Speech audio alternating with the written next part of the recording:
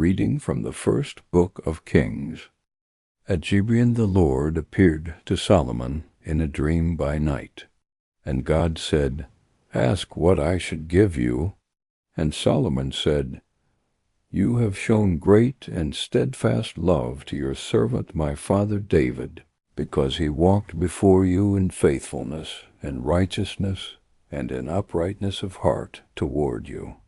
And you have kept for him this great and steadfast love, and have given him a son to sit on his throne today. And now, O Lord my God, you have made your servant king in place of my father David, although I am only a little child.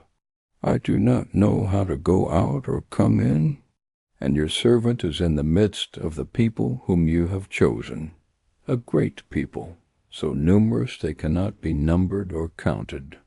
Give your servant, therefore, an understanding mind to govern your people, able to discern between good and evil. For who can govern this your great people?" It pleased the Lord that Solomon had asked this. God said to him, "Because you have asked this, and have not asked for yourself long life or riches, or for the life of your enemies, but have asked for yourself understanding to discern what is right, I now do according to your word. Indeed, I give you a wise and discerning mind. No one like you has been before you, and no one like you shall arise after you." The word of the Lord. Thanks be to God. A reading from the Gospel of Matthew. Jesus put before the crowds another parable. "The kingdom of heaven is like a mustard seed that someone took and sowed in his field. It is the smallest of all the seeds, but when it has grown, it is the greatest of shrubs and becomes a tree, so that the birds of the air come and make nests in its branches." He told them another parable. "The kingdom of heaven is like yeast that a woman took and mixed in with 3 measures of flour until all of it was leavened. The kingdom of heaven is like treasure hidden in a field, which someone found and hid. Then in his joy he goes and sells all that he has and buys that field."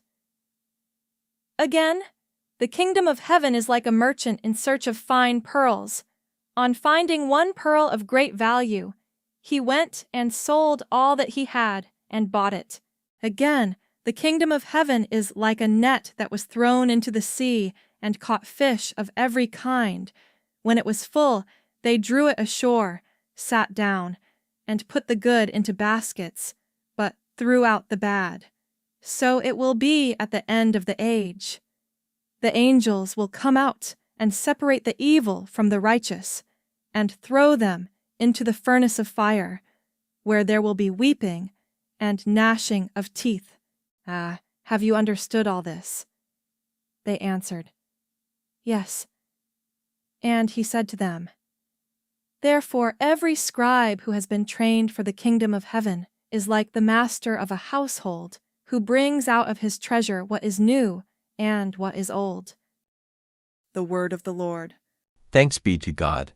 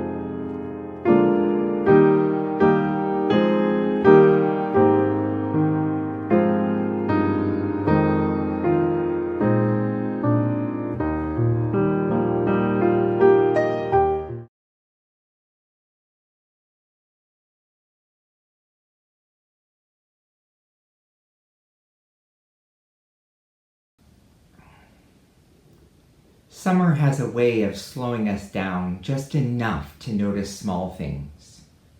The way that light moves through leaves, the scent of cut grass, the quiet hum of life happening around us. Jesus seems to love these small things too. In today's gospel, he gives us a cluster of tiny images.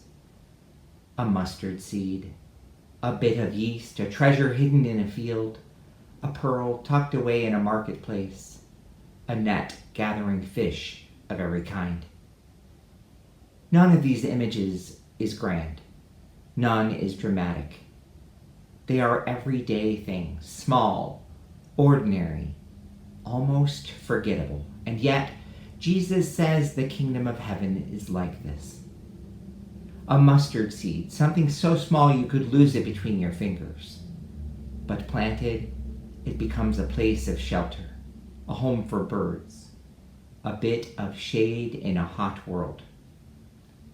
A pinch of yeast, invisible once mixed in, but quietly transforming everything it touches. It works in secret. It rises slowly. It changes the whole loaf. A treasure in a field, a pearl of great value, moments of discovery that rearrange priorities, encounters with grace that make us willing to let go of lesser things so that we can hold on to what truly matters. A net full of fish, the wide sweeping reach of God's mercy, gathering, sorting, redeeming, restoring.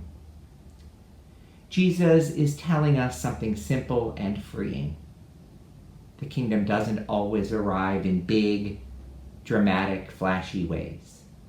Sometimes it begins as something small, hidden, or easily overlooked. Sometimes the holy is tucked inside the ordinary.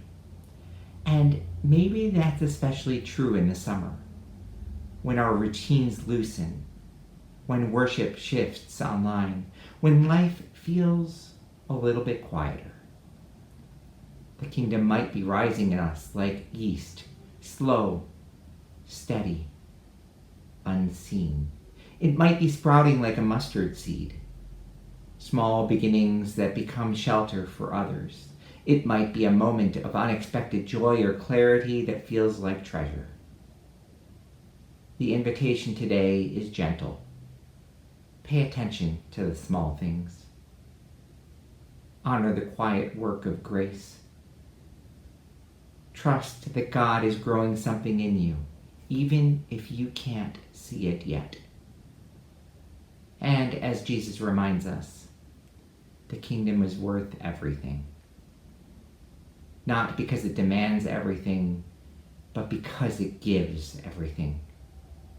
Shelter, transformation, joy, abundance, and a place in the wide net of God's mercy.